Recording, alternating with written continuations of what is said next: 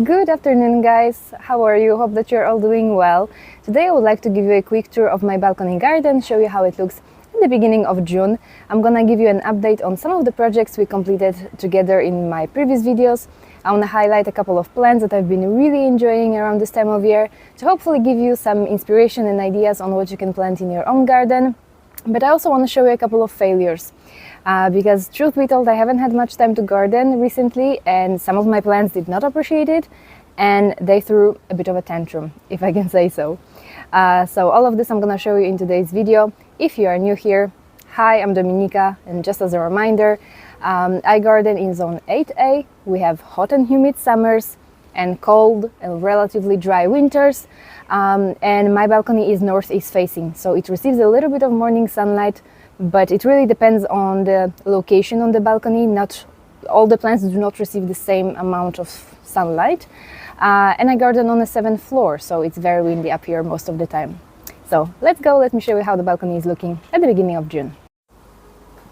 Alright, so this is how I usually go out on my balcony. We will take a peek to the right, but we will start on the left side today to change things up a bit, and we'll start in the veggie garden.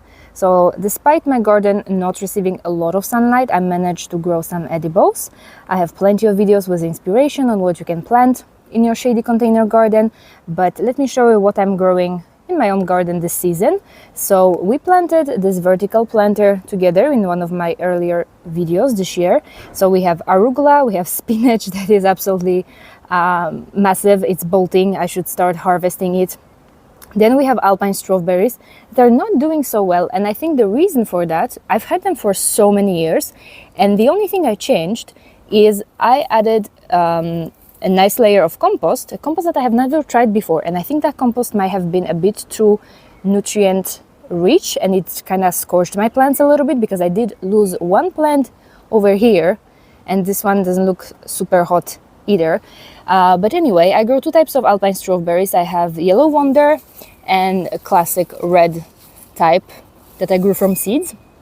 Over here we have two different types of lettuce, and we have micro dwarf tomatoes. Over here we have Nina Neutron, Funny Plum Orange, and I think another Nina Neutron. As you can see, they are covered with tomatoes. Micro dwarfs actually do pretty well on the north and northeast facing balconies because they stay fairly small and compact, so they don't require like a lot of energy, you know what I mean, to produce.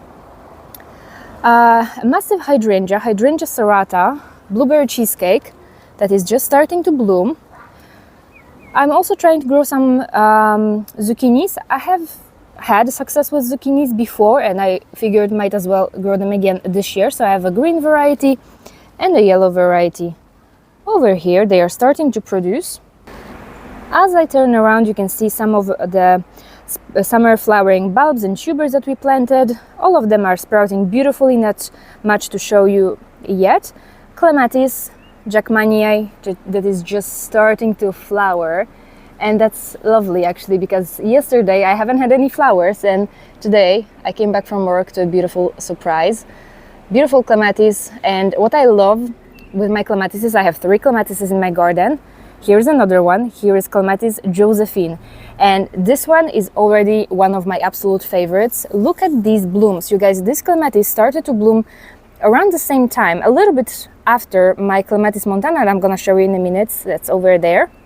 And the flowers last for so many weeks. It's absolutely incredible. They are just now starting to, to fall apart, but it was such a beautiful clematis that bloomed for such a long time. Like the flowers, last incredibly long time. I'm really surprised by this variety. On this side we have a climbing rose that I'm trying. This is an experiment. It's a rosemary Delany or Delany. And the first year was absolutely amazing. It produced a lot of flowers. This year it's not doing nearly as good as it did last year. We have a little bit of a sawfly larva problem. If you notice similar damage on your rose leaves, look at the underside of the leaves. You may be surprised you will find a little larva. I usually just pick them off by hand and remove the most damaged leaves. But yeah, I'm not sure how this is gonna go with the rose. We'll wait and see. Moving forward, on the floor here we have a beautiful Heuchera just starting to bloom. And a new addition to my garden, it is this Sedum, little Missy, I think this is the name. I thought at first that it was a speckled blob, but I see the pink tinge on these tiny leaves, so I think it's a little Missy in my head planter. While I'm here, I'm also gonna show you my railing planters that we planted together in a recent video. Look at them starting to fill out, looking absolutely beautiful. We have Begonia Gustave and we have this pink Euphorbia. And it's also a good moment for me to give you an update on the rest of the micro dwarf tomatoes. When I planted them, they didn't look like much because I just came back from my holiday, so they were kind of stretched and in the lack of light. But look at them now, looking absolutely healthy, absolutely beautiful, covered with blooms. And each one of them, I have, I think 1, 2, 3, 4, 5, 6, plus the ones in the vertical planter, so 9 micro dwarf tomatoes. They are all doing really well, growing healthy, producing tomatoes. No ripe tomatoes just yet, but each one of them already has set fruit. I have 6 different varieties total. All right, and now we are entering the failure zone, but just before, take a look at my new hydrangea. Isn't she the most beautiful hydrangea? Well, maybe not the most beautiful, but she's super cute. Look at those ruffled petals. I've been wanting to add a new hydrangea to my garden, but I didn't really have space for it. And the Annabelle type hydrangea that I had here before, I explained that in my last video, I had to get rid of it because it was just not doing well. The stems kept breaking in the wind and there was like literally nothing left of that hydrangea. And I picked this one.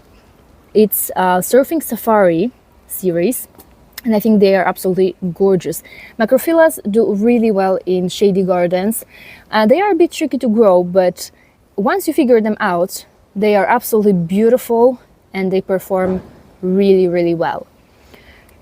A little quick look on the bulbs that we planted. That's funny because this pot receives a little bit more sunlight than these two, and you can see the enormous difference. All of them are sprouting, but this one is really far ahead. Similarly, in all of these containers on the floor, I have a couple of things that I planted from bare roots. All right, now the failure zone. So, starting with my astilbe that was growing so beautifully and so healthy, and I had the temptation to repot it into a larger pot, and that's kind of what happened. We've had temperatures in low 30s already, and I tried to keep it well watered after repotting, but I'm not sure if the plant will bounce back. I might as well just prune it all and see if it bounces back or not. Another failure here, as you can see, if you follow me long enough, you probably know the story of this Japanese maple that is just driving me crazy because it's doing this every single year. It leaves out, it looks absolutely stunning. Everyone keeps asking what is this gorgeous Japanese maple variety, but then at the beginning of summer, it defoliates for no reason at all. And it's not even a question of, I mean, here it's in a perfect kind of setting. It's protected from the wind, it still receives bright indirect sunlight, and I've had it in different spots in my balcony garden. I previously, a couple of years ago, when I didn't have my arch yet, I had it over there where it received a little bit of morning sunlight and it would scorch and it would defoliate still, even though it received a little bit more sunlight. It did not enjoy that at all. So then I put it in this corner so that it's more protected from the wind. It doesn't receive any direct sunlight, it just receives bright indirect sunlight, but it still defoliates. So I think I'm gonna give up on it. I spoke with a couple of gardeners who also grow this variety in container, and so many people have troubles with this particular variety. Because let's take a look around. Because if you turn around, you see there is my red maple that is looking absolutely healthy, beautiful red foliage, looking healthy, looking beautiful. But Orange Dream just keeps doing that. I've had this plant for like 6 years and it does this every single year. No matter what I do, it defoliates at the beginning of summer. So I think I'm gonna get rid of this one and perhaps buy another maple, because I really love maples. They tend to do really well in shady gardens. Other than that, it's not that bad. I lost, I think, 2 plants over here. I lost my fern and I lost my brunnera. But because my hostas are now more mature, they kind of take up a lot of space. Beautiful Podophyllum. Everyone keeps asking about this plant, looking a little funny, tropical and exotic. Podophyllum Spotty Dotty. And look at my Heuchera being absolutely destroyed by vine weevils. I have to come out here at night and try to hunt them because they are munching on the leaves of my Heucheras. And Clematis, Montana Mayleen. As I said, I really love the fact that Montana Mayleen, it was planned, but at the same time it kind of worked out perfectly as well, because Montana Mayleen blooms early spring, then Josephine blooms mid-spring, and then the jackmanii on the arch picks up at the beginning of summer. So I have a continuous blooms. So this is how the balcony is looking at the beginning of June. Not very lush yet, but we do have a little bit of color from all of these beautiful perennial plants. Oh, and one failure that I forgot to mention, I used to have a beautiful blueberry bush that had so many flowers. I was so excited to harvest many blueberries this year.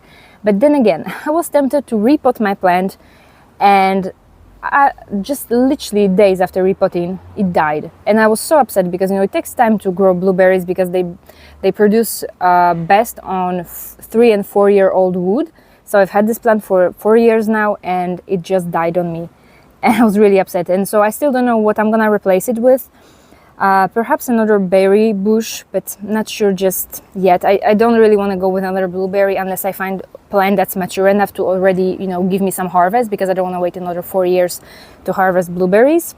So I need to think about this. If you have any suggestions, they are more than welcome. On what kind of bush would you plant in here? All right, so this is how it's looking. All right, so this is how the things are looking in my garden. I'm curious to know, how are the things looking in your garden? What's blooming at the moment? What plants are you enjoying? Let me know in the comment section. So here's a quick update from me. Hope that you enjoyed it. And we will see each other again in the next video. Hope you have a beautiful week. See you soon.